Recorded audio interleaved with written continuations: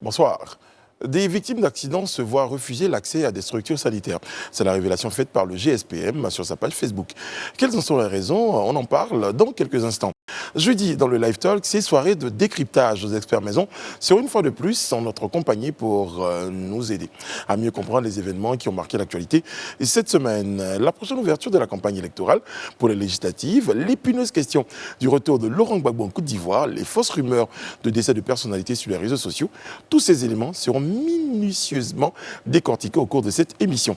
Et comme on finit tous les jeudis, eh bien, il faut finir avec un message important. Eh bien, notre président, Alain Scobil, nous rejoindra en toute fin de soirée pour une importante adresse à ses concitoyens et concitoyennes. Débats et analyses, décryptage de l'information. L'actualité, comme vous l'avez toujours souhaité, c'est dans le Live Talk. Bienvenue.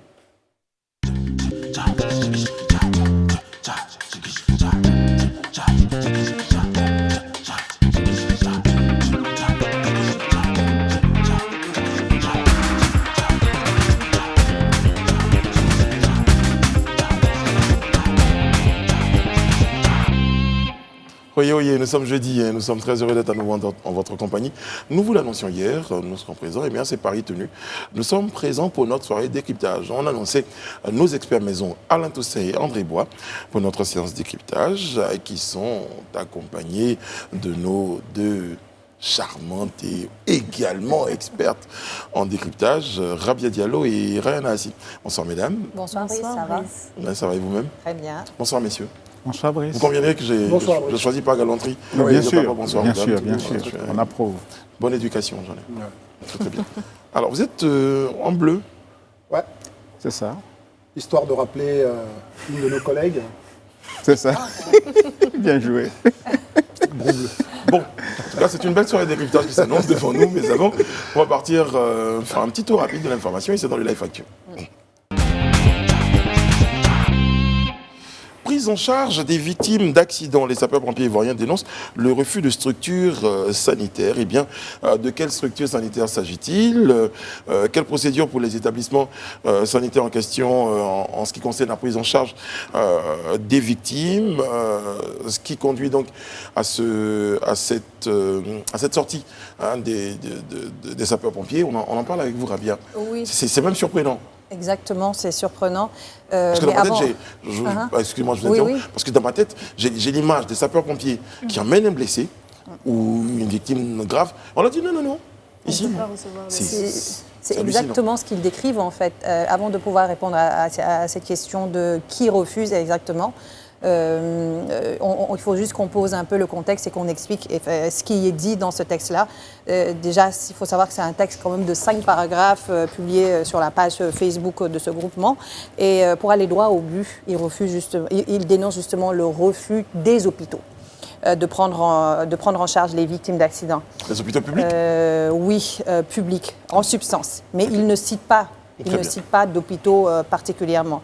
Ils décrivent leur quotidien, leur calvaire au quotidien, expliquent qu'en fin de compte, cette situation crée un cercle vicieux. Ils prennent beaucoup de temps pour tourner, ce qui crée une indisponibilité des ambulances et des centres d'appel qui finissent, eux, par être sursollicités. Et c'est un texte, il faut vraiment le préciser, c'est un texte empreint de beaucoup d'émotions. Les mots sont crus, la vérité, elle n'est absolument pas cachée. Ils ont vraiment fait le pari de la clarté en disant, je cite, vos braves sapeurs-pompiers sont soumis à un autre phénomène encore plus grave, le refus de prise en charge des victimes par certaines structures sanitaires. Et ça, c'est écrit en majuscule.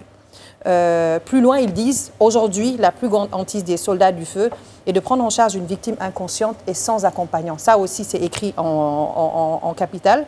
Face à ces cas, nous sommes obligés de faire le tour des hôpitaux publics d'Abidjan, négocier avec les personnels afin que celles-ci soient acceptées, bien que détonnant une réquisition dûment émise par un officier de police judiciaire, dit document obligeant l'hôpital à recevoir la victime. Mais malgré cela, nous essuyons très souvent des refus et sans d'autres solutions, après avoir subi des va-et-vient, ils disent qu'ils laissent même de force, et c'est souvent source de bagarre, ces victimes-là aux urgences. Ils disent qu'ils sont parfois refoulés parce que la victime est sale. Et c'est eux qui le disent, oui, vous avez bien lu. Il nous arrive même aux urgences de certains hôpitaux de constater que les portes restent fermées et ils leur expliquent en fait qu'il n'y a pas de place. Malheureusement, il arrive après avoir été refoulé 2 ou 3 fois, certaines victimes décèdent dans l'ambulance. Là, maintenant, il y a de la place à la morgue. Fin de citation. Et pour comprendre un peu les contours de ce qu'on pourrait qualifier comme scandale, nous avons cherché justement à comprendre le processus de prise en charge auprès d'un spécialiste qui explique qu'en fait, quand il s'agit du public, c'est une caution, c'est une assurance qui est demandée ou un paiement,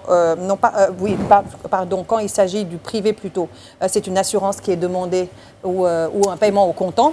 Et quand il s'agit du public, en réanimation par exemple, il est demandé de verser une caution avant cette prise en charge. Et dans le privé, il est arrivé que des médecins qui ont décidé de braver cette interdiction-là payent après de leur poche pour pouvoir honorer la facture de ce patient.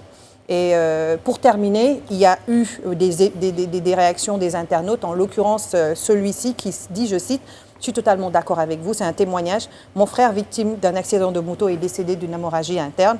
Et suite à un refus d'admission aux urgences alors qu'il était transporté par les sapeurs-pompiers.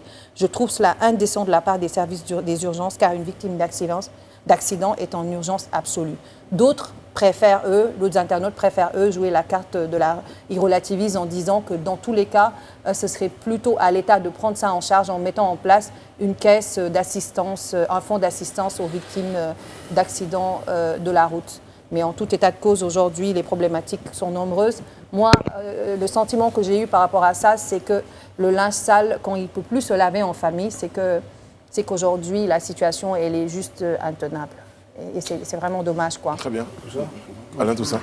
Oui, c'est une situation déplorable qui rappelle que la pauvreté est encore présente dans notre pays, parce que en trame, on voit bien qu'il est question de pauvreté.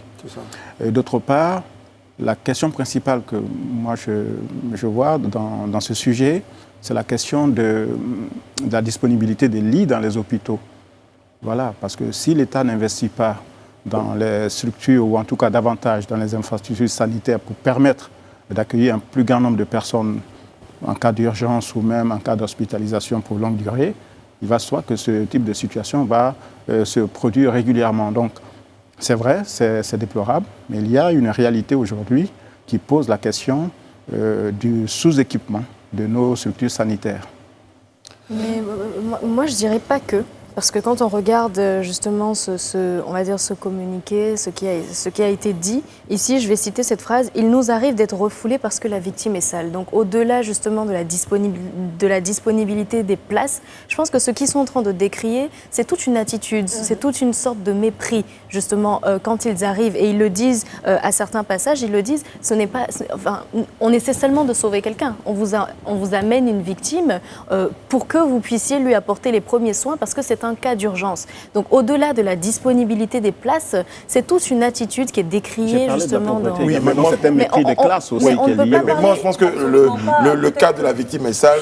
Excusez-moi, mais je relativise en estimant que ce n'est pas les cas les plus récurrents, je suppose. Oui, mais ça peut choquer. Oui. Si aujourd'hui ils estiment qu'ils doivent pouvoir parler de ça, et je trouve que c'est une attitude juste inacceptable et c'est des remarques qui doivent... On est d'accord, je vais très rapidement réagir là-dessus. D'abord, le courrier ne me semble pas être un courrier officiel de la GSPM, donc c'est un groupe de pompiers qui dénonce une situation. C'est pour ça que Brice dit, c'est sans doute pas le mot sale, voilà, c'est pas la parole officielle, c'est pas les pompiers officiellement qui un matin qui disent toute l'institution est choquée parce que voici ce qu'on nous fait subir.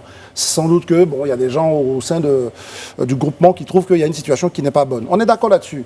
Mais très rapidement. Avant juste qu'on avance, si c'est publié dans le groupe, sur la page Facebook du groupement des sapeurs-pompiers, c'est qu'aujourd'hui, ça parle, ce texte-là parle a été publié au nom de tout le groupement, pas seulement d'un groupuscule. Oui, si un syndicat d'enseignants parle, c'est forcément au nom des enseignants, c'est à peu près la même chose. C'est une force militaire. Je ne pense pas que les militaires puissent avoir justement cette latitude de s'exprimer en petits groupuscules pour pouvoir... Bien sûr, puisque là, ils l'ont fait, parce que ils sont assez anonymes, c'est sur Facebook. Parce que la question que j'avais posée, c'était signé de qui? Bien sûr, c'est anonyme. Mais c'était signé de qui? C'est pas signé par des gens. Voilà, parce que si on avait vu, par exemple, qui t'a posé la signature du commandant des sapeurs-pompiers, on pourrait estimer que c'était une voix officielle qui s'exprimait au nom des sapeurs-pompiers. Ou la direction de la protection civile. Permettez que je ne perde pas. C'est sans doute essentiel. C'est sans doute essentiel. Je pense que pour le sujet, c'est pas forcément ce qui est à propos. Moi, je pense que ça révèle, et Alain le disait un peu dans ce qu'il disait, c'est la faillite de tout notre système social, en fait, qui est posé là. Ce n'est pas juste l'attitude de 2-3 personnes. Parce qu'en réalité, aujourd'hui, on a mis en place une CMU, etc. Il faut qu'on aille en profondeur. Dans tous les grands pays, nous, on se veut un grand pays. Quand on arrive dans un hôpital, il y a déjà une assurance santé de base. C'est ce qui permet justement d'accueillir un patient. C'est-à-dire que si un hôpital public accueille un patient tout en se disant que ce patient-là, il n'y a aucune prise en charge de quelque nature que ce soit, ça veut dire qu'il y a une faillite nationale. C'est-à-dire que déjà, mais il aurait dû avoir un minimum, sa sécurité sociale, avant de chercher justement de savoir s'il a une complémentaire pour le prendre en charge. Donc là, c'est à la puissance publique que ça s'adresse, ce qui se passe là. Et la personne qui a réagi a entièrement raison. C'est-à-dire qu'aujourd'hui, le ministère de la Santé, le ministère des Affaires sociales doivent se dire que tous les Ivoiriens doivent d'abord être éligibles à la sécurité sociale. Et maintenant, une fois qu'on a fait ça, on vous prend en charge dans un hôpital. Maintenant, s'il y a des frais supplémentaires qui déplafonnent ce qui est prévu pour la sécurité sociale, à ce moment-là, l'hôpital est à l'aise. Parce que les hôpitaux aussi, excusez-moi, mais bon, voilà, c'est du business. Au-delà du business, ils ont des capacités. Non, je dis du business pour faire un raccourci. Pour dire qu'il faut payer les médecins, il faut payer les femmes de salle, mais comme Alain Toussaint disait, il y a il n'y a pas de lit pour les accueillir. Donc je dis que non, mais personne n'est en train de justifier. Oui, mais on ne peut pas les accueillir sur un parking d'hôpital s'il n'y a pas de lit pour accueillir des blessés, même avec la meilleure des volontés. Ces médecins seront obligés de... C'est justement sur ça, pour compléter sur Alain. Ils ont dit que ce serait bien qu'on ait un service... Une plateforme pour gérer les capacités des hôpitaux. Pas seulement pour gérer les capacités... Enfin, je veux dire la disponibilité. Les disponibilités, qu'on puisse appeler pour savoir quel hôpital a des places, où est-ce qu'on peut rapidement amener la victime. On revient à la question. Voilà. Mais en même temps, vous dites ça, c'est la question, parce qu'en même temps, vous dites ça, mais tenez-vous bien, si, pour aller dans un exemple concret, si l'accident a eu lieu à Yopougon et que la disponibilité c'est à Bergerville, vous faites comment? À 18h où il y a les embouteillages. Non, mais ça vous posez un autre problème. Mais une chose est sûre, il faut que l'administration hospitalière, par exemple, en comparaison, en parlant de Paris, on a les hôpitaux de Paris. Il y a une plateforme des hôpitaux de Paris, donc il y a quand même, ils sont interconnectés pour savoir que, bon, là, en ce moment, il y a un respirateur dans tel hôpital ou tel autre. En fait, ça, c'est sûr que c'est une chose à laquelle on doit pouvoir arriver.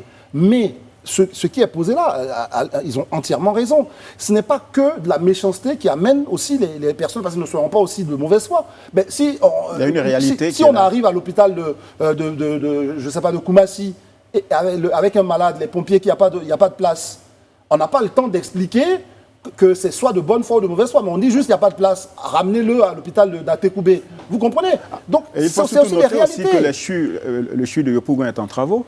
Qui est fermé. Celui de Cocody a du mal à absorber les demandes, donc il y a quand même déjà une situation qui fait qu'on ne peut pas forcément gérer tout ça. Maintenant, juste à côté, l'accouchement de Trècheville aussi est fermé. Il y a un autre point que je voulais préciser. Bon, le communiqué des pompiers... c'est pas que des urgences d'accident de la route, attention. Bien sûr. Mais autre point, il parle d'une situation qui est là depuis des années. Ce n'est pas une situation ponctuelle. Donc, que le CHU de Trècheville, qu'un pôle soit fermé de manière temporaire, n'explique pas le problème.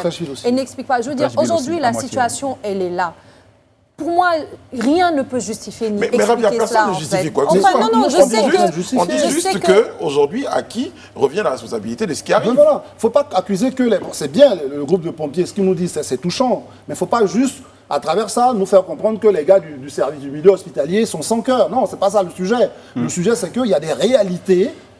C'est qu'il y a des moments où, en réalité, il n'y a pas de place. Et il y a des moments où certaines personnes sont de mauvaise foi, violent leur serment d'Hippocrate.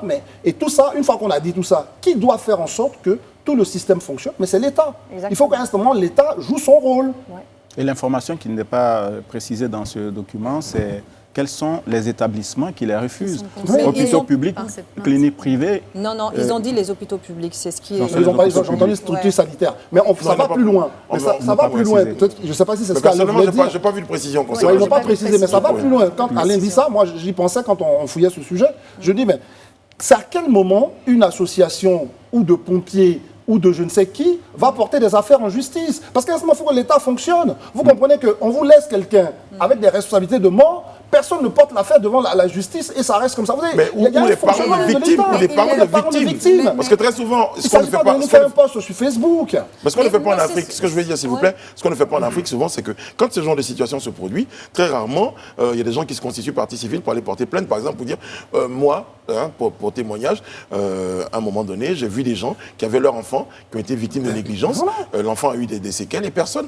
Quand vous décidez de porter plainte, on dit non, c'est contre l'hôpital, toi-même, il faut laisser. Non, il faut que ça change à un moment donné. Ni l'État, ni les associations, ni les parents, personne ne veut solliciter la justice. On attend. Mais parce qu'on n'a pas confiance forcément à la justement, on pose le problème. Non, on pose le grand problème de l'État qui doit faire fonctionner justement les différents organes de l'État pour que chacun comprenne ce qui arrive. Du coup, quand on produit ce genre de réflexion, on peut pousser la réflexion en estimant même qu'on peut aller jusqu'à mettre en place des centres de santé d'urgence, une forme de CSU, là, où on dit, bon, par exemple, on n'a pas forcément obligé d'aller mettre des blessés accidentés aux côtés de gens qui sont en non, mais c'est sûr que vous en faites ça. Il y a un certain nombre de choses. Il y a des niveaux de prise en charge. Ça, c'est sûr, dans nos hôpitaux, etc., dans nos quartiers, etc. Mais c'est un problème de capacité. C'est un problème, il y a un problème de capacité et puis un problème de coordination que ça révèle. Bien sûr. Bien, vous terminez. Juste pour établir un petit point, ils ont effectivement dit, et c'est dans l'extrait que je vous ai lu, face à ces cas, nous sommes obligés de faire le tour de tous les hôpitaux publics d'Abidjan, négocier avec les personnels afin que celle-ci soit acceptée, bien que détenant une réquisition dûment émise par un policier, un officier de police judiciaire. Ils ont bien parlé d'hôpitaux publics. Mais moi, c'est pas ça le sujet. Qui nous disent qu'ils aillent demander pardon, comment tu appelles ça, dans un hôpital public pour faire accepter quelqu'un? Ça ne veut pas dire que les gens ne veulent pas l'accepter parce qu'ils sont méchants. Ça veut dire que nous, on ne peut pas parce qu'on n'a pas de place. Donc vous nous demandez pardon, c'est bien gentil, mais on n'a pas de place. Où est-ce qu'on va mettre ce malade? C'est ça aussi que ça veut dire. Mais la seule raison qu'ils évoquent, ce n'est pas seulement justement, ils disent parfois parce qu'il n'y a pas de place, ils ferment les urgences. Maintenant, les autres raisons, personne ne nous les a données. Je pense que ce serait bien qu'on ait peut-être la version... Alors, oui, allez-y. Si je peux. Hein, oui, quand je lis justement ce texte, ce que j'arrive à entrelire un peu, c'est justement, peut-être qu'il y a eu des plaintes envers justement le groupement des sapeurs-pompiers pour dire que vous ne finissez pas, on va dire, la prise en charge des victimes. Et quelque part, ils doivent se défendre aussi, à leur échelle. Donc décrier ce qui ne va pas, ce qui les empêche de fonctionner normalement dans la continuité des soins, j'ai envie de dire, qu'ils apportent aux victimes. Donc quelque part, ils se protègent aussi, ils se défendent. On est d'accord. Ce qu'on veut dire à travers ce qu'on lit d'ailleurs sur la page Facebook, c'est quelque chose de normal. Je crois qu'on est d'accord là-dessus, tous les 5, pour dire qu'ils font bien d'expliquer que c'est une situation qu'ils vivent. C'est une situation qui est déplorable. C'est intolérable, comme vous le dites. Maintenant, à qui revient la responsabilité de faire changer les choses, comment les choses peuvent évoluer, ça provoque ces réflexions. Au ministre des tutelles de faire leur travail. D'ailleurs, avec André, puisqu'on s'était porté responsable Alain Toussaint, vous souriez. J'attends de savoir ce qu'il va dire. Voilà. Parce qu'on avait, Pourquoi je me sens incriminé? Non, pas du tout. Ouais. On avait décidé de rencontrer donc, les responsables des pompiers. On les avait même invités. C'est ça. Voilà. Et au dernier moment, bon, l'invitation a été... tombé à l'eau. Et même là, pour préparer cette émission, je lance encore, j'ai dû appeler donc l'adjoint du commandant Sako pour en savoir plus. Donc, nous sommes en négociation, évidemment, pour les recevoir. C'est ça aussi qu'il faut faire comprendre aux différentes administrations de ce pays. Il faut qu'on se parle, et la télé est là pour ça. Il faut qu'on explique aux Ivoiriens. C'est bien beau de nous faire un post sur Facebook, mais derrière, qu'est-ce qu'on fait? Comment on se parle entre nous? D'autres Ivoiriens, c'est Alain, c'est Rabia, c'est... Parce que Facebook ne donne pas les détails, parce qu'on a toutes ces questions-là sur ce plateau, que se posent certainement des téléspectateurs, que se posent certainement des Ivoiriens. Et quand on ne s'exprime pas, quand on n'est pas présent sur les plateaux pour donner ces détails, pour éclaircir la lanterne des uns et des autres, ça reste que des communiqués. Ben voilà. Tout à fait. Donc, s'il vous plaît, messieurs du commandement supérieur des... Comment c'est que dit? Le commandant supérieur des pompiers? Non, c'est pas le commandant le groupement des sapeurs-pompiers, s'il vous plaît. On a une invitation sur vos tables. On espère que... C'est le commandant, juste. Voilà. Vous allez passer en tout cas nous faire l'amitié et l'honneur d'être présents sur notre plateau pour éclairer les Ivoiriens sur un bon nombre de choses. D'ailleurs, nous sommes tous d'accord que vous abattez un travail formidable, extraordinaire. Et c'est d'ailleurs pourquoi on a vraiment l'intention de valoriser ce travail-là. J'en parle avec un peu d'émotion.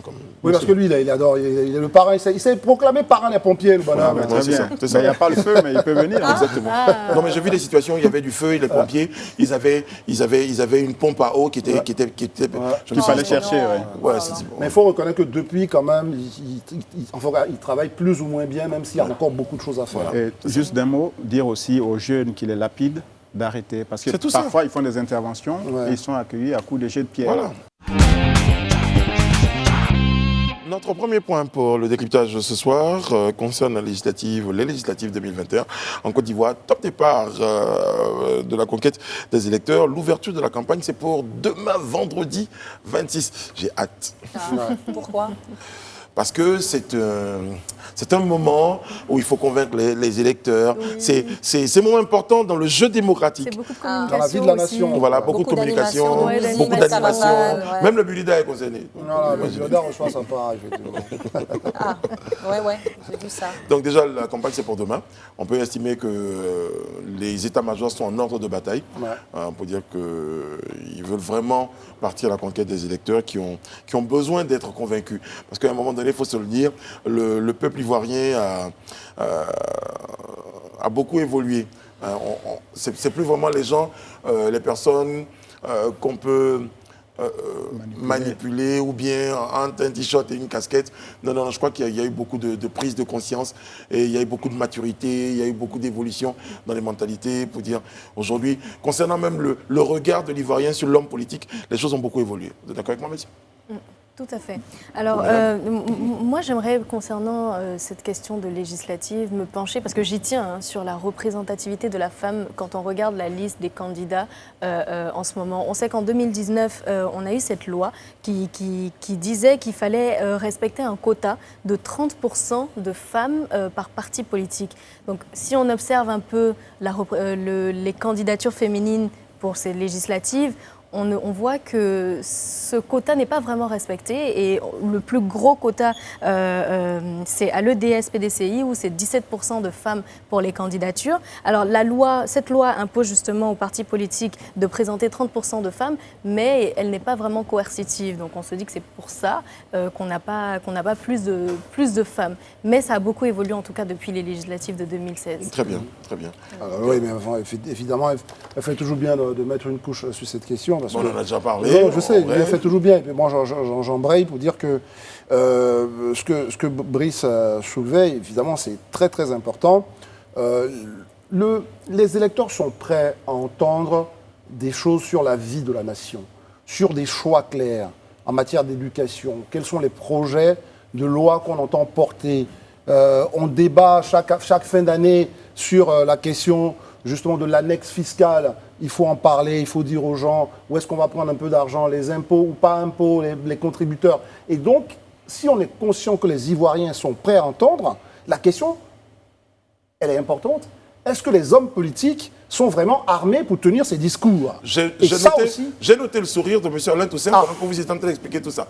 Qu'est-ce qui justifie votre sourire? Oui, je finis là-dessus en ouvrant la question pour dire, moi je pense que les Ivoiriens sont suffisamment prêts pour ça, mais je ne suis pas convaincu que les hommes politiques, qui sont censés à un certain moment aussi donner le tempo de ces grandes thématiques, sont prêts à le faire. Parce que, je le rappelle, hier, il y avait une conférence pour mettre en place le comité d'accueil du président Laurent Gbagbo. Je ne sais pas si ça correspondait à l'agenda politique national, mais voici un exemple. Je peux en prendre un autre, mais voilà, pour dire que voilà. Alors, on n'est pas sur les grandes thématiques nationales. Qu'est-ce qui vous faisait sourire tout à l'heure? Non, en fait, André posait une question vraiment intéressante qui concerne les idées, le programme, les projets. Malheureusement, nous ne serons pas dans l'ensemble des circonscriptions pour savoir ce que les candidats vont dire aux électeurs pour les amener à voter. Parce qu'on pense que globalement, les gens iront parler de leurs projets, des problématiques qui touchent, ou bien on ira juste dire voter le parti parce que nous, on veut faire changer les choses. Oui, en fait, il y a peut-être deux écoles. La première, c'est celle des candidats issus du parti au pouvoir, qui iront sans doute défendre le bilan du président Ouattara et demander la confirmation du vote d'octobre 2020. En ce qui concerne l'opposition, qui est absente depuis une dizaine d'années, je ne sais pas sur quoi elle fera campagne. Sans doute autour du retour de Gbagbo, puisqu'on en parlera tout à l'heure, certainement. Mais je ne vois vraiment pas, en dehors de critiquer le gouvernement, ce qu'elle pourrait être amenée à proposer. Sur le fait d'apporter une forme d'équilibre. Oui, le problème, c'est qu'on a observé ces dernières semaines qu'elle était quasiment absente. dans l'opinion sur des questions importantes concernant, par exemple, les paysans, etc. Voici ce qui est intéressant, pourquoi je vous interromps. Ailleurs, évidemment, les élections législatives, c'est dans les circonscriptions, mais au plan national, les partis envoient leurs membres sur les plateaux de télévision, vont dans des radios pour porter la voix de leur idée, de l'idée du parti. Voilà, mais ici, c'est pas juste le fait d'être candidat à Bérouillé. On les a tous invités. Qu'est-ce que votre courant de pensée, d'un point de vue national, va nous envoyer comme idée? Vous pensez plus que le combat, il est porté sur la bannière pour dire... non, c'est-à-dire qu'il y a... a... Je pense que c'est la manière de faire la politique qui diffère, la manière parfaite et correcte, entre guillemets, de faire de la politique, de ce qu'on voit ailleurs et de ce qui se fait ici. Moi, pour ne rien cacher, on a reçu ici des candidats. On a posé des questions par rapport au projet de loi qu'ils auraient bien, enfin, sur, voilà, c'est quoi leur programme, mais les réponses, ils revenaient, on va travailler sur notre circonscription, il n'y a pas de maternelle, il n'y a pas de maternité, alors que pour moi, un député, quand il va à l'Assemblée nationale, il y va pour porter des projets de loi et des changements. Si c'est une femme qui part, c'est pour se dire quelles sont nos problématiques de femmes, quels sont les problèmes auxquels on est confronté, comment moi je peux porter un projet de loi qui va changer positivement, impacter positivement la vie des femmes.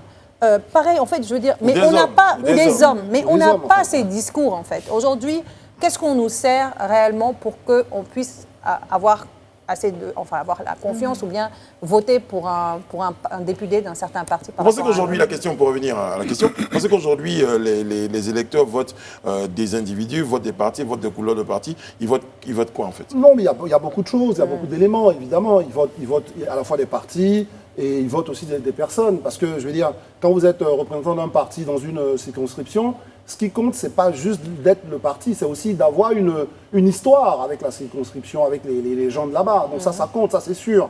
Mais on va dire d'un point de vue quand même national, il y a le fait que votre parti espère étendre son influence sur l'ensemble du pays. Donc il y a une logique aussi de parti qui compte, même s'il y a il y a l'histoire personnelle. Hein. Ce qui est vraiment dommage, c'est qu'on a l'impression justement que c'est que quand il y a des campagnes qu'on ressent l'engagement justement de ces candidats-là. Et comme il le disait, quand il y a des questions, des vraies problématiques qui touchent les Ivoiriens, quand il n'y a pas de campagne, on ne les entend pas spécialement, ou on ne les voit pas apporter des solutions. On a l'impression qu'ils ont des solutions seulement quand ils ont besoin des voix des électeurs. Bon, après on a vu, allez-y Alain, tout ça. Non, allez-y Brice. Donc je veux dire, après on a même vu, vous parlez on les entend pour parler des problèmes, on les entend même, on les voit en opération de séduction, on en voit qui pilent des foutous, voilà. Qui achètent des bananes braisées. Qui achètent des bananes braisées, j'ai vu un ministre acheter des bananes. Qui tressent des cheveux, quand même. C'est des opérations de communication un peu limite, mais ce que je voulais dire concernant un parti majeur de la scène politique en Côte d'Ivoire, le FPI, à l'époque, quand il était dans l'opposition, ce FPI produisait quasiment chaque semaine des communiqués pour dénoncer la gouvernance, pour faire des propositions, pour montrer que la direction prise par le gouvernement à l'époque n'était pas la bonne, etc. Aujourd'hui, elle est dans l'opposition et je ne l'ai pas vu produire des idées. Ce parti politique important, c'était un parti qui produit des idées. Bien sûr. Voilà. Et malheureusement, on ne retrouve pas cette formation. Je ne sais pas si c'est l'alliance avec le PDCI qui l'amène à se pantoufler, mais je pense que... c'est un coup bas, là. Non, c'est un coup bas. Non, c'est pas un coup bas. C'est ce que ressentent beaucoup d'Ivoiriens, voilà, qui ont suivi de près l'évolution de ce parti. Je veux dire, aujourd'hui, tout revient à des individus, que ce soit au PDCI comme au FPI, et quelque part, on a oublié le peuple. Ouais. L'école ivoirienne, on parlait du PASEC, bon, catastrophique. Pas de réaction de l'opposition. Les paysans souffrent, aucune réaction, alors que la plupart de leurs électeurs se trouvent dans les zones productrices de ces matières premières-là. On n'a pas de proposition, de contre-proposition de la part de ces partis. La santé souffre aussi, hein, en l'occurrence. On en a parlé très rapidement, non, c'était sous forme de boutade quand je parlais de coup bas de la part de tous. Mais ce n'est pas un coup bas. Pourquoi? C'est à peu près normal.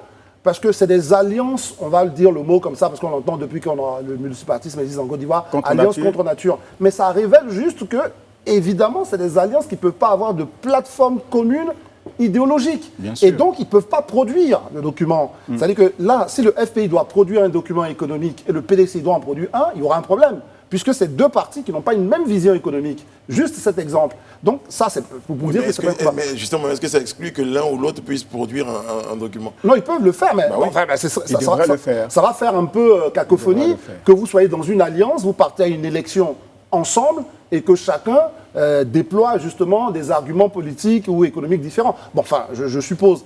Mais une chose est sûre, et on l'a dit, on est tous d'accord là-dessus, les vrais problèmes de la nation ne sont pas posés lorsqu'on atteint ces moments de législative. Alors moi je vais être optimiste, en estimant que on va dire quoi, ces législatives sont historiques, vu que depuis un bon nombre d'années, depuis 20 ans, c'est la première fois que toutes les obédiences politiques se retrouvent dans le jeu démocratique.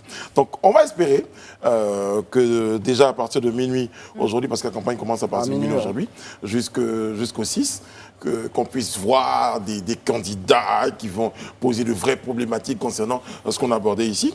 Et on les invite sur Live TV, il faut qu'ils viennent. Oui, parce qu'il y en a... Oui, face à la Côte d'Ivoire, on a des candidats qui sont débinés. Il y a celui de Marcory qui décommande... Pour des raisons de santé. Oui, je veux dire, 2 heures avant l'émission, il décommande, c'est pas sérieux. Le président du Front populaire ivoirien, Nguessan, qui fait également l'émission. Bon.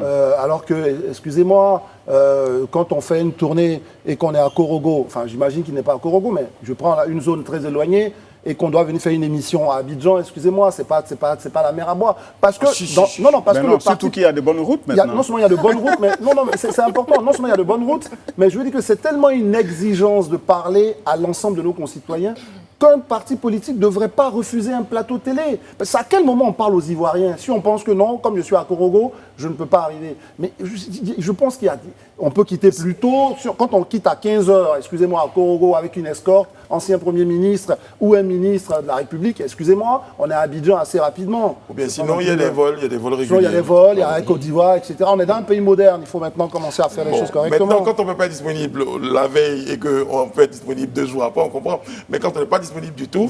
Non, ils sont surtout disponibles pour parler sur les chaînes internationales, et que même on avoir 2 minutes là-bas. Je vous dis que ça, c'est triste. C'est-à-dire qu'il n'y a que des candidats indépendants, effectivement, qui nous appellent, mais aucun parti politique comme ça, sérieux, à part venez couvrir notre campagne, machin, mais venez se dire, bon, nous, voilà, c'est comme on attend que... En plus, c'est une plateforme qui a été mise en place. Qu'est-ce qui expliquerait ça? Mais je dirais bien, ce qu'on veut dire, c'est qu'en plus, c'est une plateforme qui a été mise en place sur Live TV pour donner la parole aux candidats, pour s'exprimer aux Ivoiriens. À tous les candidats. Parce que très régulièrement, on estime qu'on n'a pas d'espace pour pouvoir parler aux gens. Et il y a une chaîne de télé qui dit, allez, on a un concept, on a une émission, on vous permet de parler aux Ivoiriens. Et puis voilà, les gens se... Radia qui nous pose la question, qu'est-ce qui explique ça?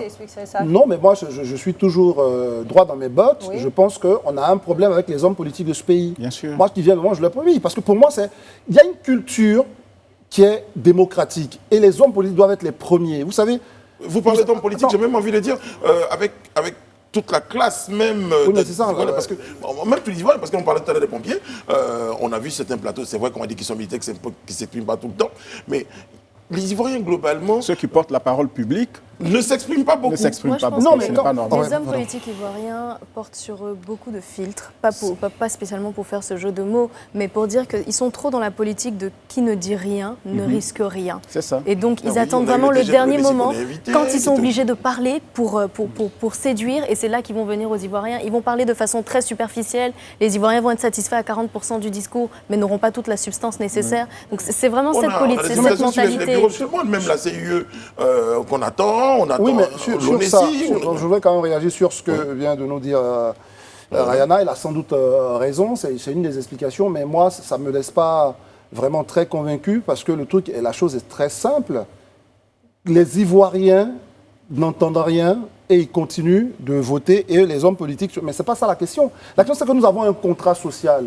On a monté un pays avec un contrat. On a donné des autorisations à des chaînes télé, on a donné des autorisations à des opérateurs partout pour faire vivre l'économie de ce pays. Et les hommes politiques, pourquoi je parle d'eux? Parce que c'est eux qui impulsent l'action de l'État. S'ils ne peuvent pas prendre la parole pour que justement les Ivoiriens soient devant ces chaînes télé là en train de nous regarder pour faire exprimer leur opinion, je ne sais pas, ça sert à quoi d'être dans l'action publique? Pourquoi vouloir être dans l'action publique quand on ne peut pas faire avancer un pays? Moi je pense que c'est grave le comportement des hommes politiques. En même temps on nuance un tout petit peu, on en a aussi quelques-uns aussi, il faut le dire. Le risque qu'ils font courir aussi au métier, c'est qu'aujourd'hui on confine les médias au journalisme de communiqués de presse ou de conférences de presse. C'est-à-dire que les médias ne servent qu'à ça. Lorsqu'ils veulent parler, ils vous convoquent, parce que ce n'est pas des invitations, ils vous convoquent, ils font une déclaration, et quand ils sont gentils, ils peuvent répondre à 2-3 questions, autrement, vous vous contentez du communiqué. Je pense que ça suffit maintenant. Oui, mais, Voilà. Mais ça On est peut en quand même démocratie. faire- Ça peut le quand cas même- avec la campagne avec la CAF. oui, mais ça encore, ça, c'est un autre détail. J'ai entendu qu'il y avait c'est une grave. conférence de presse récemment. Il y a eu une Et conférence. c'était juste un communiqué qu'il Non, a il y a dit. eu une conférence, on n'a pas été communiqué, mais là, parlons récemment de l'annonce du camp Assoadou autour donc, de Simone Gbagbo, tout ça pour annoncer donc, le comité d'accueil du président Laurent parlera Gbagbo. tout à l'heure, hein. Bah On oui, en c'est- parlera, mais je dis juste sur le côté, l'incohérence que vous notiez, c'est-à-dire qu'ils nous envoient une demande de couverture pour faire l'annonce. Mais derrière, je vous jure qu'on leur envoie une demande pour dire, bon, on va venir soit chez vous, vous interviewer ou sur notre plateau, ben, c'est refus catégorique. Ben voilà. Mais, enfin, Mais voilà. moi, je pense que je rejoins ce que Rayana disait. Il y a peut-être pas cette crainte, mais après, quand on sait qu'on aura un journaliste aussi piqué et talentueux, Cambrai. André Bois, qui va y aller jusqu'au bout, je veux dire, on se Non, prépare. Vous avez des hommes politiques qui sont rompus à Ils cet sont exercice. rompus. Ils- Nguessan, permettez-moi, voilà. c'est un homme brillant. Voilà. Assoadou, professeur, il est brillant. Lida Kwasi, ministre et spécialiste des questions de défense, ils sont brillants. Partout, nos hommes politiques, en tout cas, ils ont un pédigré. Et puis l'objectif d'une présence sur un plateau, en tout cas pour nous journalistes, n'est pas de chercher à casser du sucre sur le dos de quelqu'un ou à casser l'image de quelqu'un. On leur pose des questions de compréhension. Et puis de toute façon, ça existe. Je ne réponds pas à votre question. Ça existe. Ouais. Ça existe. Voilà. Mais de toute façon, après, ça fait la faveur des indépendants qu'on peut recevoir aussi et qui peuvent Oui, parce qu'eux s'exprimer, encore, ils ont des justement. choses à Bah prouver. oui. Mais eux, ils ont besoin de communiquer. Bah Dans tous aussi. les cas, ils sont Bon. toujours. Les autres, ils sont adossés sur des acquis, Bah oui. on aurait pu dire. Une chose est sûre, la campagne est lancée à Voilà. partir de minuit. C'est tout. Alors, le second point ce soir de notre décryptage concerne le président Laurent Gbagbo. Eh bien, un retour effectif à la mi-mars avec un point d'interrogation. Il y a encore quelques jours, on se disait, les choses sont en train vraiment de s'annoncer parce que il y a ce communiqué là, il faut vous en parler tout à l'heure, André, datant du mercredi 24 février. La mise en place d'un comité d'accueil composé d'hommes politiques et de la société civile. Et puis les partisans du président Laurent Gbagbo sont très heureux. Pour l'instant, on va déjà aborder ce premier point. Non, Le point de la oui. mise en place du comité national d'accueil. Oui, pour donner l'information juste, pour que nos téléspectateurs savent, parce que nous avons couvert l'événement, on a fait parler le secrétaire général du FPI, on a vu danser Simone Gbagbo, donc voilà, tout le monde est bien heureux. Le président Gbagbo est censé, ce sont mes mots à moi, est censé être là à la mi-mars. Et donc l'information... C'est ce qui a été annoncé, en tout Voilà, ça a été annoncé, l'information nous a été donnée. Maintenant, est-ce qu'on peut aller dans le décryptage? Une chose est sûre, ça réjouit totalement tous les partisans, et je pense qu'ils ont raison d'être contents que quand on a de l'affection pour un homme, etc., un homme politique qui a été quand même président de ce pays, il faut quand même que cette personne rentre au bercail. Et donc ça, c'est très bien. Maintenant, est-ce qu'on peut quand même s'arrêter sur les conditions de l'annonce? C'est là où moi j'ai quelques doutes. Voilà, donc, parce que je pense que au Vous avez regard l'impression même que de la... c'est une annonce pour mettre la pression Bon, ce serait de bonne guerre, pourquoi pas? Pourquoi pas? Alain Mais- Toussaint La pression sur qui? sur le gouvernement, sur les dirigeants actuels, vu que ce comité de normalisation n'agirait pas seul. Pour le retour du Normalisation, Gbagbo. ouais, Pardon, évidemment. j'ai dit normalisation, comité national d'accueil, c'est-on jamais. On peut aller là-dessus si vous voulez. Mais en tout cas, ce comité-là, il dit, le président Gbagbo va revenir, la preuve, il rencontre les autorités pour qu'ensemble, ils organisent les conditions du retour du président. Donc la première erreur, c'est de ne pas fixer de date. Parce que ce comité-là va aller rencontrer l'autorité. Donc vous ne pouvez pas déjà fixer une date, l'annoncer publiquement, donc ça peut être une faute politique. Mais est-ce que toutes les conditions sont déjà réunies C'est- pour Ouais. que le président Gbagbo revienne en Côte Non, d'Ivoire? après, nous, on peut faire l'analyse. On a une procédure qui est encore Exactement. pendante devant la Cour pénale internationale. Ça, seulement, Je crois ouais. qu'il a reporté au 31 mars une décision qu'elle doit prendre concernant l'appel. Est-ce qu'il y aura une nouvelle procédure ou alors le président Gbagbo et Blé Goudé Sera seront-ils totalement définitivement acquitté. acquittés? C'est quand même une question importante. D'autre part, le gouvernement ivoirien avait ouvert des négociations avec les représentants du président Gbagbo. On ne sait pas exactement ce qui a été décidé. Il y a Peut-être que aussi, c'est peut-être fort de ce qu'ils se sont dit. non, je ne pense pas qu'ils aient donné déjà un accord au camp Gbagbo pour dire qu'ils pouvaient rentrer, mais je veux dire, ce sont quand même des choses qui se... C'est d'accord sur le Il y a principe du fort retour du longtemps président que Gbagbo. je n'ai pas dit que j'étais d'accord avec tout ça, Alain, mais bon, aujourd'hui, je vais le redire. Mais simplement parce que la dernière fois qu'on a entendu une voix officielle parler de cette affaire de Gbagbo, c'était pour nous dire que l'affaire est encore pendante à la CPI, qu'elle devrait être définitivement terminée. Donc, quelque part, ça reste d'être le dernier mot du gouvernement. Et puis, c'est pas la première date qui a été annoncée concernant le retour du président. Oui, mais il y a aussi il y a eu la date de fin décembre. Le fin décembre. Mais là, il précise au plus tard, mi-mars. Donc, c'est-à-dire, dans tous les cas, il y a un deadline précis qui est annoncé. C'est pas comme si on disait courant mois de mars. Pardonnez-moi, il faut qu'on resitue ça dans le temps. Chronologiquement, l'annonce de la CPI intervient à quel moment? Avant ou après l'annonce? Au plus tard, le 31 mars. Non, mais je veux dire, la CPI a annoncé il y a 48 heures qu'elle reportait sa décision au plus tard, voilà, le mandat des juges au 31 mars. Donc ça a été annoncé après? Donc eux le savaient, en fait. De la constitution du comité. Ils le savaient, au moins ils parlaient. Et M. Assoadou affirme avoir eu le président Gbagbo quelques heures avant la conférence de presse. Voilà, donc bon. En même temps, il y a aussi quelques conditions qui doivent être réunies, conditions de sécurité, l'accueil du président, Gbagbo, etc. Oui. Bon, ce sont quand même des choses qui se mettent en place, en fait. Et donc sur ça, moi, je veux dire, si je vais être vraiment un peu dur, parce que bon, il faut l'être aussi de temps en temps, je peux dire que ça, pour moi, de ce point de vue-là, c'est un peu une légèreté de la part d'Assoadou.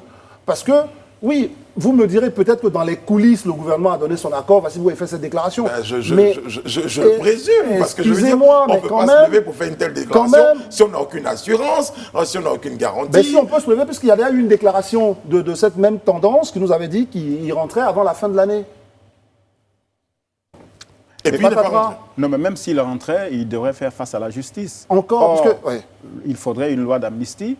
Ce qui veut dire que c'est le nouveau Parlement à venir, issu du 6 mars, ou une ordonnance du président Ouattara qui le gracie avant qu'il vienne. Ou alors, si le président Gbagbo décide de venir, malgré tout, il sera, je pense, accueilli, entre guillemets, par la justice et sans doute placé en résidence surveillée. Donc, je ne pense pas que la Côte d'Ivoire ait vraiment besoin de tensions nouvelles. Il faut que les choses se discutent. Je ne dis pas qu'il qu'il doive négocier son retour parce que l'expression n'est pas forcément adaptée, mais il faut discuter. Mieux l'organiser. Voilà, et l'organiser. Quand on sait que, bon, je veux dire, tout à l'heure, quand je réfléchissais, je me disais au timing, oui, est-ce qu'en 2 semaines, on peut organiser tout ce qu'on a dit, les conditions de sécurité? Non, même en une semaine, on peut, mais il faut que les choses soient claires et que chaque partie dise clairement ses attentes et que l'autre dise aussi ce qu'elle donne. La question que je me pose vraiment, c'est pourquoi maintenant, quand on regarde la chronologie, effectivement, il reçoit son passeport, ses passeports le 4 décembre. On a une venue annoncée pour fin décembre enfin, ce n'était pas le cas. On voit 3 mois passer et puis soudainement, ses partisans dénoncent justement un peu le fait que le gouvernement, la lenteur du gouvernement quant à son retour en Côte d'Ivoire. Et quelques jours après, il y a la création justement de ce comité d'accueil. Et puis, soudainement, on a la décision de la CPI. Il y a eu une rencontre aussi. Que le comité d'accueil soit créé, ce n'est pas bien grave. Oui. Et c'est pour ça que je rejoins Rayana. C'est pour dire qu'on ne peut pas, franchement, objectivement, aujourd'hui, nous dire que pendant qu'on parle d'élections législatives, excusez-moi, après elle parle de pourquoi c'est maintenant, pendant qu'on parle d'élections législatives, pour un parti qui va chercher les électeurs, on ne peut pas venir me dire que l'agenda principal de tout ce courant de pensée en Côte d'Ivoire, c'est le retour du président Gbagbo. Excusez-moi, je ne dis pas que ce n'est pas... Quand on dit ça, exactement, de galvaniser les mais est-ce que ce sera suffisant? Non, mais pour une élection du 6, pour galvaniser, excusez-moi là encore, c'est que tout ce qu'on a dit tout à l'heure, ça ne tient plus. C'est-à-dire qu'on ne dit pas aux Ivoiriens, votez-nous parce que nous pensons que quand nous allons revenir, on va mettre en place une loi pour prendre mieux en charge les personnes qui ont leur maison cassée, dans le cas de justement l'embellissement du pays, etc. On dit juste, votez-nous, le président Gbagbo sera là le 15. C'est ça l'argument de vote. Oui. Excusez-moi, c'est pas parce que c'est Gbagbo s'arrêtait quelqu'un d'autre, j'aurais dit pareil. C'est ce type de discours qu'on entend. J'étais il y a quelques jours dans la région de Gagnoa, en discutant avec les parents. Il me semble que la plupart des candidats de l'opposition tenaient ce type de discours-là. Voilà, donc le programme de l'opposition, en tout cas dans cette zone-là, tient au retour de Gbagbo. Voilà, on ne dira pas, vous aurez une couverture santé plus élargie, vous aurez l'école effectivement gratuite, vous aurez, enfin, etc. Voilà. Brice, si tu permets, la question que je me pose, c'est vraiment pourquoi le 15, quand on sait qu'on attend une décision qui devrait tomber au plus tard le 31, qui aurait justement 2 enjeux, soit, on va dire, la libération totale, l'acquittement total, ou la reprise même de toutes les procédures procédures qui étaient en C'est cours. peut-être que motivé toutes les par dates de sont- l'optimisme. Toutes les dates sont nuancées en fait. Il n'y a rien de clair, rien de figé. C'est ça le point. Donc voilà. Wait and see, comme vous dites. Le regret dans cette affaire, c'est que les responsables du parti proche du président Gbagbo ne disent pas toujours la vérité à leurs militants. Parce que lorsqu'en 2011, le président Gbagbo est déféré à la Cour pénale internationale, beaucoup étaient dans l'incapacité de leur dire comment les choses se passeraient. Ils annonçaient même déjà son retour 1 an, 2 ans après. Il y a quand même passé près d'une dizaine d'années. Ouais. Maintenant, je veux dire, le président Gbagbo, je ne pense pas qu'il soit à quelques jours près. Il peut arriver en mars, en avril, en mai, en juin. Mais il vaudrait mieux que son retour soit bien arrangé avec les autorités du pays. Moi, je pense que même ça devrait même pas être... Et puis, la compagnie aérienne qui accepterait de l'amener en Côte d'Ivoire risquerait des problèmes aussi. Pourquoi? Mais je pense que parce que quand vous montez dans un avion, il y a un document qu'on appelle le manifeste. Voilà, qu'on envoie au pays ou à l'aéroport d'accueil. Si c'est un jet privé, on sait qui est à bord. Je pense que s'il n'y a pas d'accord, les choses... Non, mais peut-être sûr, que... Alain mais Toussaint, est-ce que c'est je ne peux pas imaginer que le président Gbagbo revienne en Côte d'Ivoire sans cette forme d'accord. C'est pas clandestinement qu'on va le balancer dans un avion. Mais c'est pour ça que nous sommes étonnés. Enfin, voilà, on est étonnés de la réaction qui dit « Moi, je vous garantis que dès le 15 mars ou la mi-mars, il sera là. » C'est ça qui... On se dit, est-ce qu'on a obtenu l'accord de l'État? Mais oui, vous savez qu'il y a en plus. Mais en plus, André, vous savez qu'il y a eu déjà, officiellement, nous avons annoncé une rencontre qui était beaucoup plus officielle entre le Premier ministre. Voilà. Donc, pour dire qu'il y a peut-être des tractations, c'est un peu comme toute forme de négociation. C'est pas toujours au vu au su de tout le monde. Mais je vais vous dire, je vais vous donner la réponse. La réponse est dans la conférence de presse, si vous avez des éléments. Asso Adou lui-même, avant d'annoncer que le président Gbagbo vient le 15, dit qu'il soupçonne le pouvoir de traîner. Donc, si vous voulez, son annonce vient comme une façon d'accélérer, lui, son calendrier par rapport au fait que l'État le retarde. Ça veut dire qu'il n'y a pas d'accord. C'est pour ça que je vous disais qu'il y a peut-être une forme de pression que cette décision voulait mettre. Donc, voici pourquoi je dis ça. Voilà. OK. En tout cas, on va suivre de très très près et puis espérer que les choses rentreront dans l'ordre et que toutes les parties vont trouver l'occasion de s'entendre. Il faut signaler que quand même dans le comité d'accueil, il y a des personnalités aussi qui ne sont pas estampillées FPI, il faut le dire. Comme le président du conseil régional du Gord. Didier Bagnon, président du Gord, qui est... et certaines personnalités qui sont plus ou moins affiliées, mais ça c'est la personnalité dont la présence évidemment attire l'attention. C'était l'un des premiers adversaires de Laurent Gbagbo dans la région. Quand il voulait être député, pour dire que c'est un fils du pays, finalement, voilà. Tout le monde souhaiterait que tous les fils... serait une bonne chose. D'ailleurs, même le gouvernement invite tous les fils du pays à rentrer. Donc je veux dire, quand je dis même le gouvernement, pour dire que le gouvernement le fait. Voilà. Mais le gouvernement a intérêt, évidemment. Voilà. C'est tout. Bon, on évoque un dernier point pour notre décryptage ce soir. C'est ce mouvement, ce phénomène, j'ai envie de dire, parce que je crois que le mouvement, vous avez bien raison, Rihanna, c'est un peu léger. Ce phénomène de rumeurs sur les décès, les disparitions de personnalités. J'en ai pour preuve l'annonce du décès, donc récemment, là, le week-end dernier, du décès du président de l'Assemblée nationale, Amadou Soumaoro, le week-end du 20 au 21 février. Eh bien, il est bel et bien vivant. Je ne sais pas si, à quelque chose, malheur étant bon, ça a même peut-être précipité son retour en Côte d'Ivoire. Il a dit, bon allez, ça y est, il faut que je revienne. C'est peut-être une coïncidence de calendrier, ou peut-être que les gens savaient qu'il rentrait, donc il fallait balancer l'information avant. Quoi qu'il en soit, c'est néfaste. Oui, je pense même que le principal actionnaire de ce que j'appellerais l'usine à rumeurs, c'est l'autorité publique, puisqu'elle est dans l'incapacité d'apporter la transparence, de donner de l'information. Mais dans le cas, on ne lui dit pas de communiquer. Non, mais écoutez, dès lors qu'on gère les affaires publiques, on est soumis à une obligation d'informer le citoyen. Mais là, tout ça, vous êtes bien d'accord que, même si dans le cas du président de l'Assemblée nationale, il est tranquillement quelque part, quelqu'un balance l'information. On ne peut pas anticiper ça. On est obligé de réagir. Il n'est pas le seul qui a été victime de rumeurs, mais cela est récurrent dans notre pays depuis plusieurs années.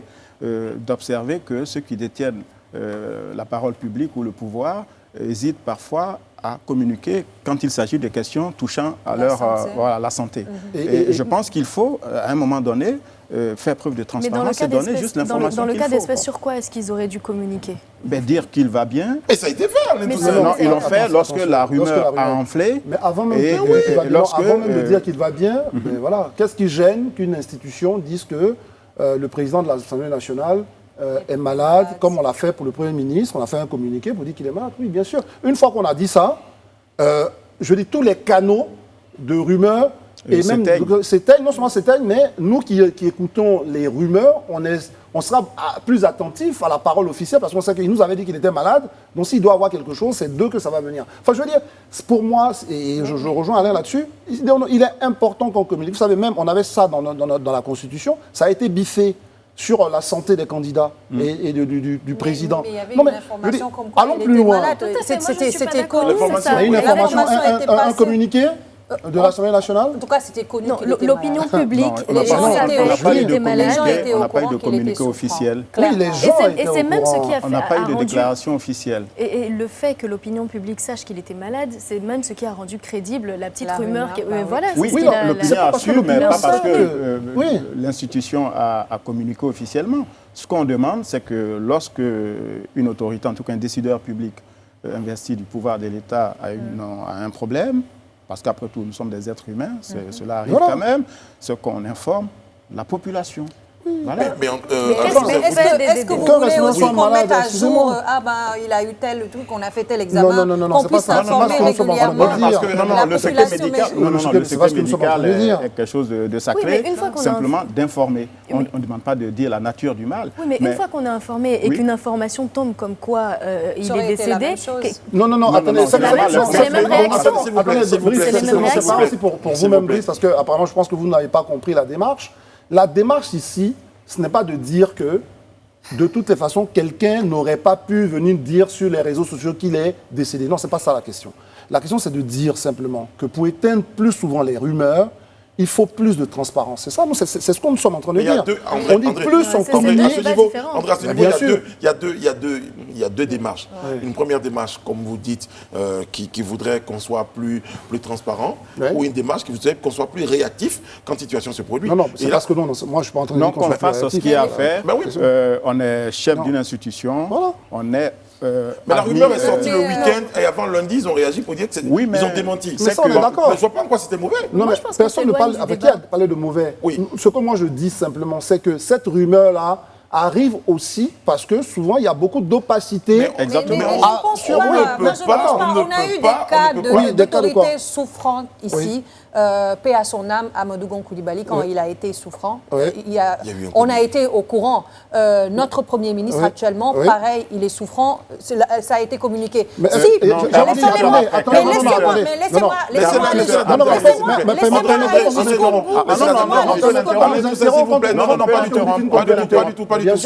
terminer et puis après vous allez rectifier. Le communiqué est sorti 48 heures après. Si une autre autorité, qui est quand même une autorité très importante de ce pays, tombe malade et qu'il n'y ait pas de communication derrière, c'est peut-être pour une bonne raison. Laquelle? On ne sait pas, on ne peut pas savoir, mais c'est peut-être pour une bonne raison. Il n'y a pas de communication. Pourquoi on ne nous dit pas? 48 heures, vous estimez que le délai est trop long, monsieur? Brice, non, attendez, je ne suis pas un fétichiste de la transparence. Mais ce qu'on dit, c'est pas tout. C'est pas parce qu'on dit le Premier ministre est malade que je veux savoir il souffre de quoi, quel médicament il a bu le matin. Non, c'est pas ça la question. La question, c'est que c'est l'autorité de l'État et ça engage quand même évidemment la vie de la nation. On sait que Boris Johnson, lorsqu'il a été malade, on a eu des informations, Emmanuel Macron.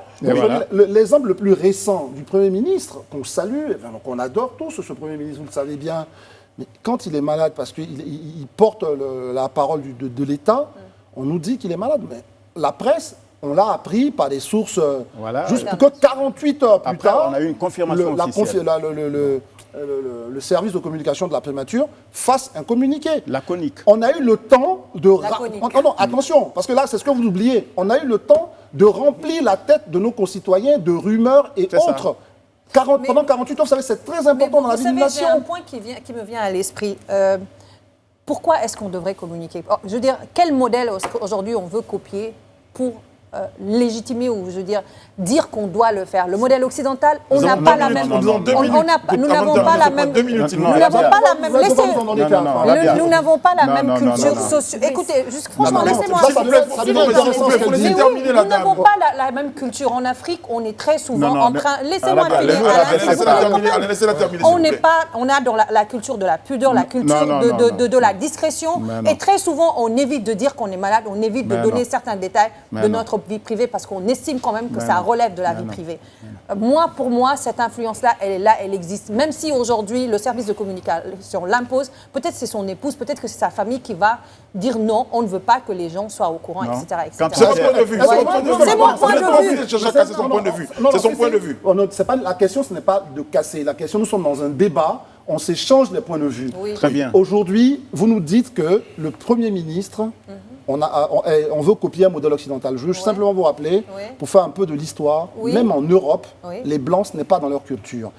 C'est des choses qu'ils ont gagnées par la démocratie. C'est des choses, les Blancs aussi, en Occident, on ne communiquait pas sur la santé. Je viens, on communiquait pas sur la santé des présidents. Ils l'ont gagné parce que, au fur et à mesure qu'on avançait, on s'est rendu compte qu'il y a des enjeux importants autour des personnalités, autour des rois, et il faut communiquer sur la santé. Donc, ce n'est pas une question de culture. C'est une question de culture moderne, c'est une question de démocratie. On avance, il faut informer. Mais je vous ai dit, je ne suis pas un fétichiste de ça. Il faut informer la population, mais il ne faut pas aller dans les détails. Mais après, ce que veut dire, c'est que vous commencez par informer, après les gens vont demander de quoi il est souffrant. Après, rien à terminer. Moi, je vous entends débattre comme ça, mais je me dis, est-ce que ça résout le problème de la responsabilité de ceux qui lancent les rumeurs? À la fin de la journée, c'est de ça qu'on parle. On s'éloigne du débat. On parle de ceux qui sont à la course au buzz. On parle de l'humanité qui est perdue par la population. La rumeur meurt également de ce qu'il y a après les rumeurs qui sont fausses. Oui, certainement, mais on peut éviter la rumeur lorsqu'on fait on de l'information. On ne parle pas d'éviter l'information. la rumeur, on parle de la responsabilité de ceux qui lancent les fausses rumeurs. Oui, mais ça, c'est la justice. Non, ça, c'est la justice. Ouais, ça, c'est la justice qui dira ce qu'il faut faire. On a un devoir de sensibilisation. Si on veut vous écouter, on ne communique jamais, parce qu'on ne doit pas communiquer puisque ça ne sert à rien. Mais c'est ce que vous dites, en fait. Mais ce que je suis en train de dire, c'est que le débat ici, c'est de parler de ceux qui lancent ces rumeurs-là, qui peuvent intervenir à n'importe quel moment. C'est le travail de la justice. On dit simplement qu'on peut éviter la rumeur lorsque ceux qui sont dépositaires de la parole publique font preuve de transparence. Parce que l'opacité, chez nous ici, est quand même une sorte d'anomalie pour la démocratie. On est tous d'accord qu'on a besoin d'être transparent, on a tous besoin de communiquer. On en parlait tout à l'heure. Bien. Nous avons l'honneur tous les jeudis de recevoir sur ce plateau le président Alascobil pour un message toujours important à l'endroit de ses concitoyens et de ses concitoyennes. Recevons avec votre permission le président Alascobil. Regarde Young Boss, ça tremble. Et Jumper. Bonsoir, président. Merci, bonsoir. Artistique, mon ministre de la Culture, Mobo Bandama. C'est bon? À nous aller.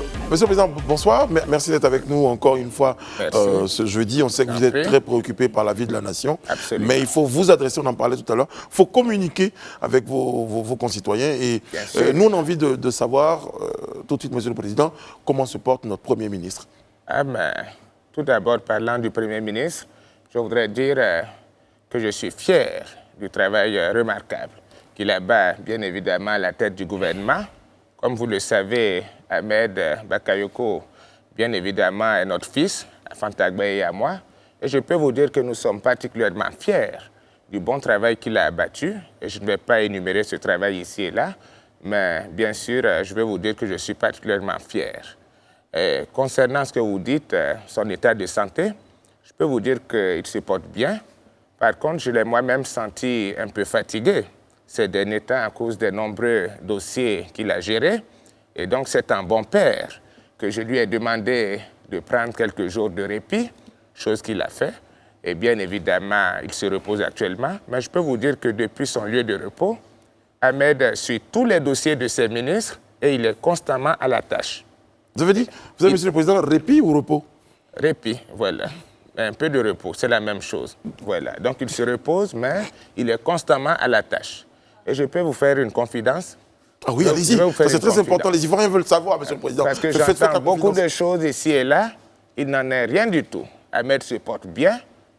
C'est moi qui ai appris récemment qu'il y a un jeton de l'Union européenne qui va tomber. Le jeton est encore en l'air. Et donc, ça tombera sous forme de prêt aux États africains. Donc, j'ai dit à mon fils, et d'ailleurs, je lui ai affrété mon gros man. Je lui ai dit, Ahmed, va en Europe, surveiller ce jeton, parce que tu sais que les temps sont durs. Comme ça, dès que le jeton tombe, la Côte d'Ivoire sera un des premiers pays à en bénéficier. N'est-ce pas une bonne chose, cela? Tout à fait. Tout à fait. Donc, il n'en est rien. Voilà. À propos d'avion, à propos de retour, à propos de déplacement, on en parlait également sur ce plateau, Monsieur le Président, ça tombe bien que vous soyez avec nous. Eh bien, l'annonce de M. Assou Adou qui nous disait que le président Gbagbo serait de retour pour mi-mars. Oui, c'est ce qu'il a dit. Tout ce que moi je sais, c'est que les chrétiens catholiques ont débuté récemment leur carême. Et bien évidemment, eux aussi, ils attendent le retour de Jésus-Christ. Et bien, ça fait près de 2000 ans, je vous le rappelle. Non, monsieur le Et président, donc, pour revenir, 2000 ans, il n'est pas encore revenu. Il n'y a aucun rapport, monsieur le président. Pour revenir à votre question, il n'y a Brice, aucun rapport. Pour revenir à votre remarque, celle de l'annonce d'Assoadou, bien évidemment, je voudrais vous retourner la question. Quand M. Assoadou annonçait l'arrivée de mon frère, le président Laurent Gbagbo, il l'a fait à quel temps? Au futur. Au futur. Allez, tout est dit, je n'ai plus rien à ajouter. Vous savez comme moi que le futur est toujours indéfini. Ça peut être demain, comme ça peut être dans 1000 ans. Bref, wait and see. Vous n'y croyez pas enfin, je préfère, comme je l'ai dit, wait and see. Wait and see. Voilà. C'est que vous avez vécu aux États-Unis, donc vous avez des expressions en anglais, monsieur le président. Absolument. Alors, on aborde la question des législatives. La campagne commence très, très bientôt. Bien sûr. Votre commentaire là-dessus, monsieur le président?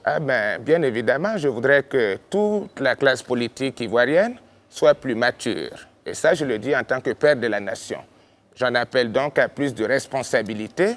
Et je veux que les gens, bien évidemment, aient le sens de la responsabilité et l'amour de la patrie. Il faut qu'on laisse la CEI proclamer les résultats. Il faut apaiser nos parents. Il faut éviter de voir vraiment la zizanie. Je veux que la CEI proclame les résultats normalement. Comme ça, on ne verra plus les petites filles qui se proclament bien évidemment vainqueurs avant la CEI. Ce n'est pas normal. Quand on aime son pays, on le protège et on l'apaise. Voilà. Très bien. Alors, monsieur le président, on va aborder un autre point. C'est à l'international. On a vu le président Mahamoudi Issoufou qui a transmis un ami d'ailleurs. Oui. Et monsieur le président, à une nouvelle génération. Vous, est-ce que ça correspond à votre vision? Absolument. Vous savez, le président Issoufou, qui est d'ailleurs un grand ami à moi, lui et moi, nous sommes en parfaite amitié et nous avons une parfaite convergence des points de vue au niveau non seulement bilatéral, mais au niveau également de la chaîne des générations. Nous pensons que cela doit se faire de façon naturelle. Et bien évidemment, je l'ai même félicité d'avoir transmis le pouvoir, bien évidemment, à une nouvelle génération. Sauf que je vous rappelle que Mahamadou Issoufou l'a fait après son deuxième mandat. Sauf que moi, je suis à mon tout premier mandat de la Troisième République. Alors, je ne comprends pas comment peut-on comparer deux choses qui sont diamétralement opposées. Tout de même, on ne peut pas mélanger les torchons et les serpillères quand même. Ce n'est pas la même chose, ce n'est pas la même chose. Et je crois que... Mais vous le pensez vraiment, monsieur le président, quand vous dites ça? Je le pense, c'est deux choses différentes. D'ailleurs, je reçois un appel. Certainement le procureur de la République. Qui ça, monsieur le président? Le procureur de la République. Il appelle pourquoi, monsieur le président? D'accord, on verra. Bon, écoutez, on va arrêter cette émission ici. On a été très heureux d'être en votre compagnie. Vraiment. Monsieur le président, on vous remercie. Allez, je vous remercie également. Voilà, merci. Bon, écoutez les amis, voilà, au regard de la situation, il faut qu'on mette fin à cette émission. On vous donne rendez-vous lundi sur ce même plateau pour un autre numéro du Live Talk. Prenez soin de vous et des autres. Que Dieu vous garde.